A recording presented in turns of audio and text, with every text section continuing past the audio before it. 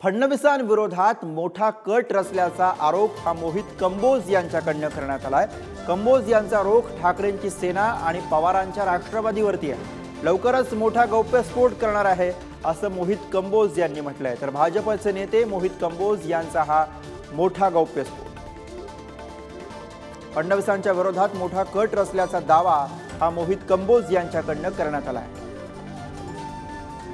याविषयी अधिक माहिती घेऊयात। प्रतिनिधी ओम देशमुख आपल्या सोबत आहेत। ओम, नेमकं मोहित कंबोज यांनी यामध्ये सविस्तर काय म्हटलेलं आहे? गुरु, आपल्याला माहिती असेल मोहित कंबोज हे देवेंद्र फडणवीस यांचे निकटवर्ती म्हणून ओळखले जातात। महाराष्ट्रातलं वसुली प्रकरण असेल किंवा इतर अनेक प्रकरणांबाबत मोहित कंबोज यांनी अशाच प्रकारे दावे केले होते।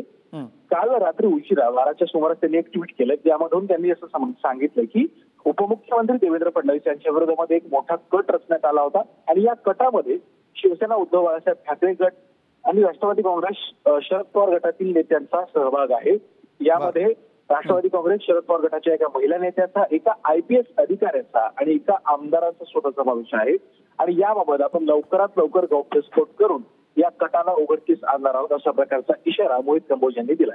या आधीही मोहित कंबोज यांनी अशाच अनेक प्रकारचे दावे केले होते, त्यातून अनेक धक्कादायक गोष्टी समोर आल्या होत्या। त्यामुळे आता देवेंद्र फडणवीस यांच्या विरोधामध्ये नेमका कुठला कट रचण्यात आला होता, त्यात नेमकं कोण कोण सहभागी होतं याचा खुलासा आपण करणार असल्याचं मोहित कंबोज यांनी म्हटलंय।